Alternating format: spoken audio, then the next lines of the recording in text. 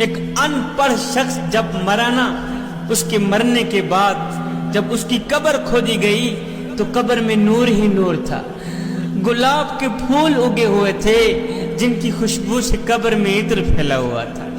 قبر جنت کے باغوں میں سے ایک باغ بنی ہوئی تھی۔ خیر، لوگوں نے اس ان پڑھ شخص کو دفنایا، تدفین کے بعد واپسی اسی کے گھر میں گئے۔ اس ان پڑھ شخص کی بیوی سے لوگوں نے پوچھا کہ آخر تیرا شوہر کون سا ایسا نیک عمل کیا کرتا تھا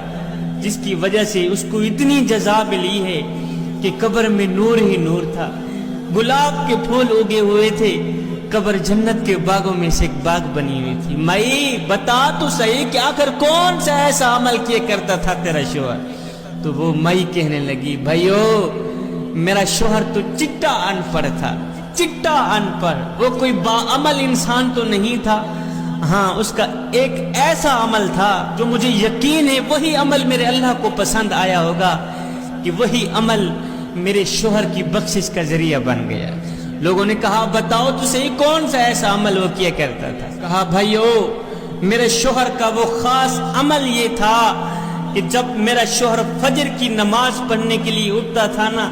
تو وہ اپنے ننھے سے بیٹے کو، بچے کو اٹھاتا تھا، کہتا تھا بیٹے آؤ جس مالک کا کھاتے ہیں اس کے گیت گانے چلیں، آذان کی آواز آ رہی ہے، چلتے ہیں مسجد میں اللہ کے حضور جھکتے ہیں، بیٹا اٹھ جس مالک کا تیرا باپ کھاتا ہے، اٹھ جس مالک کا تو کھاتا ہے، اٹھ چلتے ہیں اس کے گیت گاتے ہیں، چلتے ہیں اس کے دی رزق کا شکریہ ادا کرتے ہیں۔ اللہ اکبر۔ اور تو کوئی خاص عمل نہیں تھا میرے شوہر کا، مجھے پکا یقین ہے یہی عمل میرے اللہ کو پسند آیا ہوگا، میرے اللہ نے میرے شوہر کو بخش دیا ہوگا۔ ایک بزرگ کے دل کا آپریشن ہوا نا تو 10 دن تک ہسپتال میں پڑا رہا، 10 دن کے بعد ڈاکٹر صاحب نے 5 لاکھ روپیہ بل بھیج دیا۔ بزرگ نے جیسے ہی بل کو دیکھا تو ایک دم چیخے مار مار کے رونے لگے، زاروں قطار رونے لگے۔ ڈاکٹر صاحب نے کہا بابا جی آپ روئیں مت، مجھے لگتا ہے آپ غریب ہیں، کوئی بات نہیں تھوڑے پیسے کم کر دیتے ہیں۔ بابا جی نے کہا ڈاکٹر صاحب یہ تو 5 لاکھ ہیں،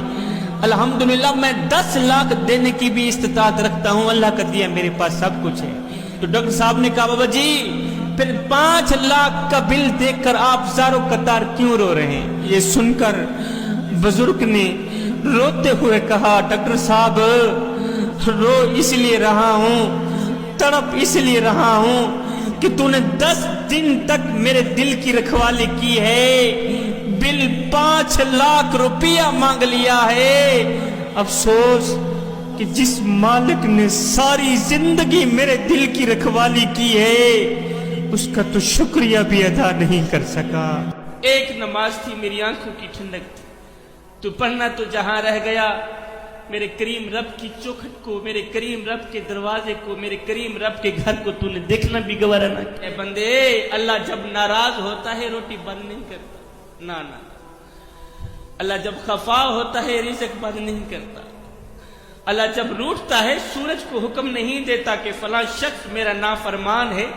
تیری کرنیں اس کے آنگن میں نہیں جانی چاہیے، نہ بندے نہ۔ اللہ جب ناراض ہوتا ہے تو سجدوں کی توفیق چھین لیتا ہے، اللہ جب ناراض ہوتا ہے تو من اجڑ جاتا ہے۔ مجھے اتنا تو بتا دو جس بندے کا من بھی اجڑ جائے اس کے پلے رہتا ہے کیا ہے؟ نماز پڑھا کر جی ماشاءاللہ، نماز میرے کریم نبی کی آنکھوں کی ٹھنڈک ہے۔ آج کسی کو کہا جائے میاں نماز پڑھا کر، آگے جواب ملتا ہے شاہ میرے کپڑے پاک نہیں ہیں، میرے کپڑے پلید ہیں۔ اور نادان تیرے کپڑے پاک بھلا کیسے ہو سکتے ہیں؟ تو اللہ کے حضور جھکنا نہیں جانتا، اللہ کے حضور جھکنا سیکھ لے، وہ تیرا تن بھی پاک کر دے گا، وہ تیرا من بھی پاک کر دے گا۔ استاد کلاس پڑھا رہے تھے، آگے بچے پڑھ رہے تھے، آپ لوگوں میں سے کوئی استاد بھی بیٹھے ہوں گے، دل کے کانوں سے سنیے گا میاں، اثر کرے نہ کرے کوئی سن تو لے میری فریاد، نہیں ہے داد کا